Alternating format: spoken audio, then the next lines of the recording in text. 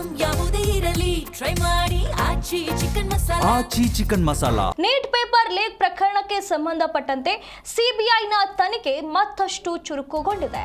ಮಹಾರಾಷ್ಟ್ರದ ವೈದ್ಯ ಸೇರಿ 5 ಆರೋಪಿಗಳನ್ನ ಪೊಲೀಸರು ಬಂಧನಕ್ಕೆ ಒಳಪಡಿಸಿದ್ದಾರೆ. ಹರಿಯಾಣದಿಂದ ರಾಜಸ್ಥಾನದವರೆಗೆ ಇದು ಹರಡಿತ್ತು ಅನ್ನುವಂತ ಮಾಹಿತಿ ಈಗ ಈ ಒಂದು ತನಿಖೆಯಲ್ಲಿ ಬಯಲಾಗಿದೆ.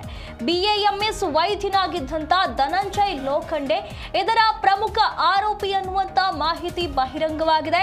ಈತನೇ ಪ್ರಶ್ನೆ ಪತ್ರಿಕೆಯನ್ನ ಮೊದಲು ರವಾನಿಸಿದ ವ್ಯಕ್ತಿ ಎನ್ನುವಂತ ಮಾಹಿತಿ ಹೊರಬಂದಿದೆ.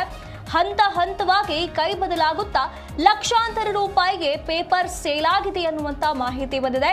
ನೀಟ್ UG 2026ರ ಪ್ರಶ್ನೆ ಪತ್ರಿಕೆ ಸೋರಿಕೆ ಪ್ರಕರಣದ ತನಿಖೆಯನ್ನ ಸಿಬಿಐ ಅಧಿಕಾರಿಗಳು ಚುರುಕುಗೊಳಿಸಿದ್ದಾರೆ.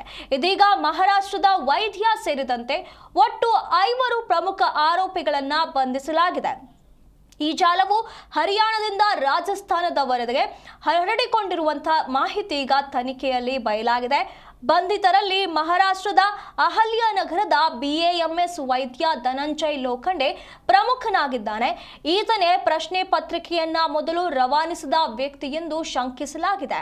ಈತ ಮಂಗಳೂರಿನಲ್ಲಿ ವ್ಯಾಸಂಗ ಮಾಡಿದ್ದು ನಾಸಿಕ್ ಮೂಲದ ಶುಭಂ ಖೈರ್ನಾರ್ ಎಂಬುವನಿಗೆ 10 ಲಕ್ಷ ರೂಪಾಯಿಗೆ ಪತ್ರಿಕೆಯನ್ನ ಮಾರಾಟ ಮಾಡಿದ್ದ ಎನ್ನಲಾಗಿದೆ.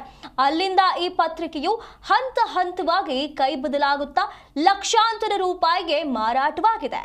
ತನಿಖೆಯ ಪ್ರಕಾರ ಶುಭಂ ಖೈರ್ನಾರ್ ಈ ಪತ್ರಿಕೆಯನ್ನ ಗುರುಗಾಂವ್ನ ಯಶ್ ಯಾದವ್ಗೆ 15 ಲಕ್ಷಕ್ಕೆ ಮಾರಾಟ ಮಾಡಿದ್ದ.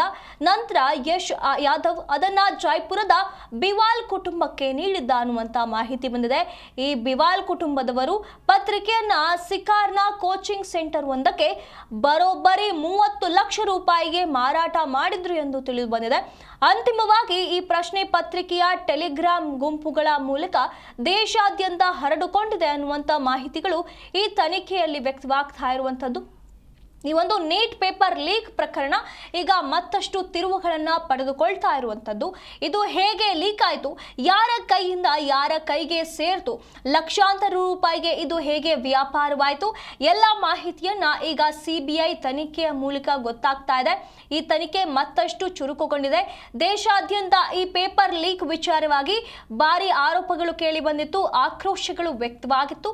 ಅದರ ಬೆನ್ನಲ್ಲೇ CBI ತನ್ನ ತನಿಖೆಯನ್ನ ಚುರುಕುಗೊಳಿಸಿರುವಂತಹ ಕಾರಣ ಇಷ್ಟೆಲ್ಲ ಮಾಹಿತಿಗಳು ಈಗ ಹೊರಬಂದಿರುವಂಥದ್ದು.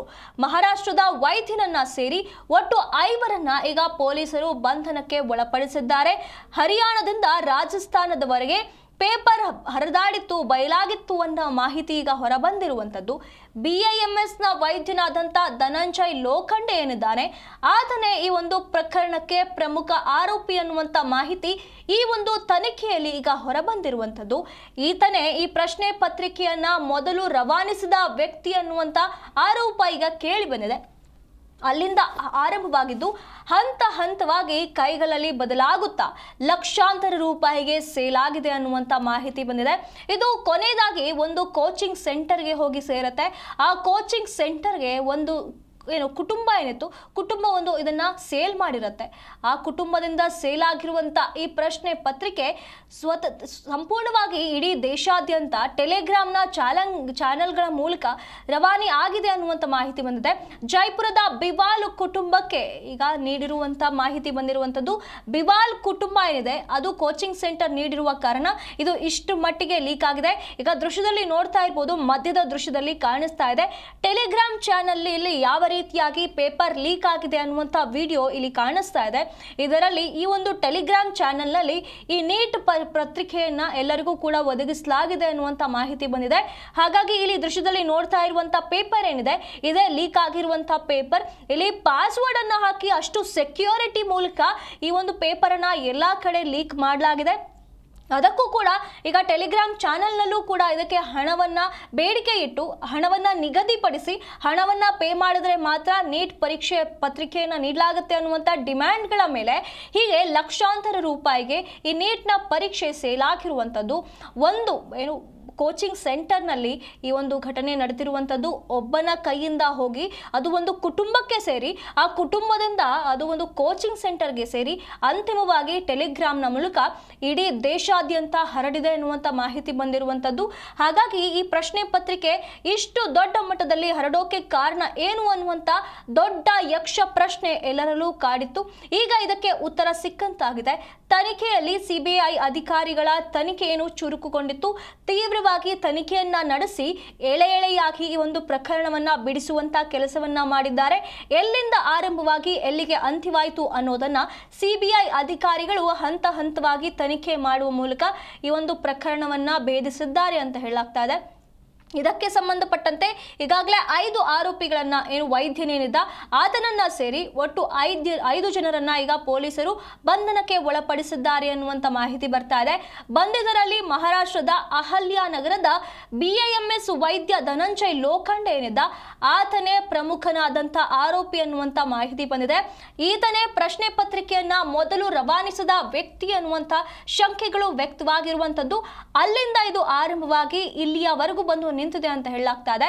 ಈತ ಮಂಗಳೂರಿನಲ್ಲಿ ವ್ಯಾಸಂಗ ಮಾಡಿರುವಂತದ್ದು. ನಾಸಿಕ್ ಮೂಲದ ಶುಭಂ ಕೈರ್ನಾರ್ ಎಂಬುವನಿಗೆ ಈತ 10 ಲಕ್ಷಕ್ಕೆ ಈ ಪೇಪರ್ ಅನ್ನ ಮಾರಾಟ ಮಾಡಿದ್ದಾನೆ.